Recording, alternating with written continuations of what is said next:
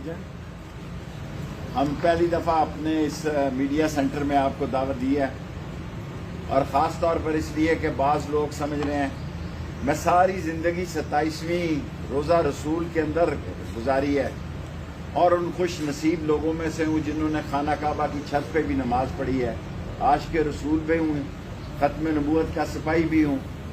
लेकिन ऐसा तासर दिया जा रहा है जैसे मैं तो 20 दिन पहले गया था, मैंने इनसे हमदर्दी की, मैंने इनको बताया भाई आपके खिलाफ बड़ी नफरत है और हर माँ मेरा माथा चूम रही है, हाथ चूम रही है और कह रही है कि शेख रशीद तूने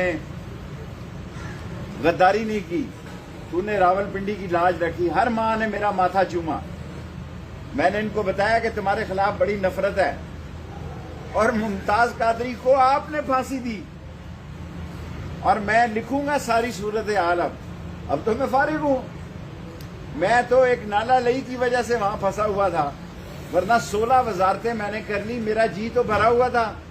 मैं इस तरह तो नहीं था कि बाप भी फर्द जुर्म में है और वजीर आजम है, बेटा भी फर्द जुर्म में है और वजीर आला है।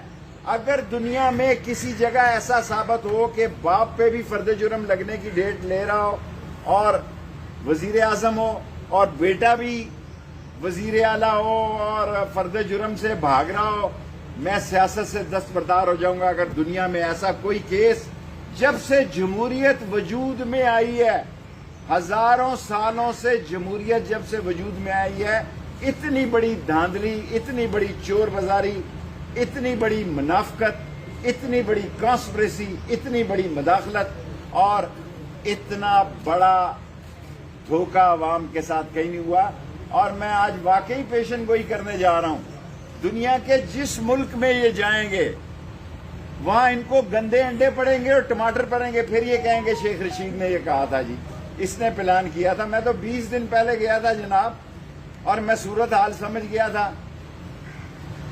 पता नहीं आपके लिए रोजा रसूल खुला भी कि नहीं खुला, मुझे नहीं पता। मैं रोजा रसूल की बात कर रहा हूं क्योंकि पिछली 27वीं में रोजा रसूल में था और मैं आगे चला गया, इस दफा पहले ही चला गया 20 दिन पहले।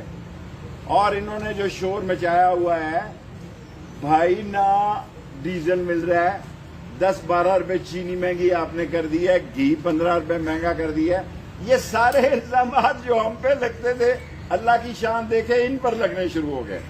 ये हमें कहते थे सिलेक्टेड है जी, हम अब इनको कहते हैं जनाब अली ये सिलेक्टेड भी हैं और इम्पोर्टेड भी हैं। इम्पोर्टेड इतनी बड़ी गाली पॉपुलर हो गई है, इतनी बड़ी पॉपुलर हो गई है कि सिलेक्टेड ये हमें कहते थे, हमें कहते थे इलेक्शन कराओ, हम कहते थे इलेक्शन कराओ। मैंने कहा है कि मई का महीना है, मैं कल से शुरू हो रहा है, मैं अपनी इस बात पे कायम हूं, इसमें से सियासत निकलेगी। ये नहीं हो सकता कि मुल्क में अफरा तफरी है, मुल्क में सरासीनगी है, मुल्क में नफरत है एक दूसरे के खिलाफ, तशवीशनाक सूरत हाल है, खौफनाक सूरत हाल है मुल्क की, और इस पर खामोश तमाशाई बना रहा जाए। ऐसा नहीं हो सकता, ऐसा नहीं हो सकता कि इतनी तशवीशनाक सूरत हाल में खामोश तमाशाई बना रहा है। ये जो दाता दरबार में 18 पार्टियां इकट्ठी हुई हैं, ये जो दाता दरबारी तावीज से इकट्ठी हुई हैं और 2 वोटों की अक्सरियत है, 2 वोटों की अक्सरियत से जो बनी है और जो मुनरफ हैं पंजाब में, अगर उनका फैसला हो जाता है कि ये डिस्क्वालीफाई है तो ये और बड़ा फड्डा पड़ जाएगा।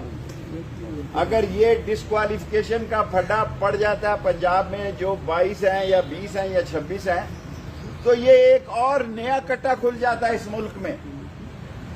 इस मुल्क की सियासी सूरत हाल को शदीद किस्म के खतरात हैं। इसलिए मैं सारे अदारों से अपील करता हूं, पाक फौज अजीम फौज है, इसका एहतराम होना चाहिए। पाक फौज ने इस मुल्क की सालमियत के लिए कुर्बानियां दी हैं। पाक फौज का जवान आज भी जान दे रहा है। पाक फौज का जवान जो है वो पाकिस्तान की सरहदों का भी जामिन है और पाकिस्तान के चौक और चौराहे का भी जामिन है। और अगर एक साजिश के तहत पाकिस्तान के फौज के खिलाफ बात की जाए तो शेख रशीद को ये कबूल नहीं है। मैं पल्स दे रहा हूं मोहल्ले की, गली की, कूचे की तमाम लोगों को کہ یہ بڑے چالو لوگ ہیں, سیاستدان بڑے چالاک ہوتے ہیں. انہوں نے کوئی 14 مرتبہ گالیاں دی لندن سے بیٹھ کے, اور گجرانوالہ اور شیخوپورہ سے فوج کو نواز شریف نے, اور 14 مرتبہ ہی شہباز شریف نے بوٹس چاٹے ہیں, بوٹ پالش کیے, کہ جو یہ کہتے تھے بجلی کو ہم نے عام کر دیں گے, لوڈ شیڈنگ سب کے سامنے ہے. میرے محلے کے درزی کپڑے نہیں دے رہے, کہہ رہے جی کہ بجلی نہیں آ رہی.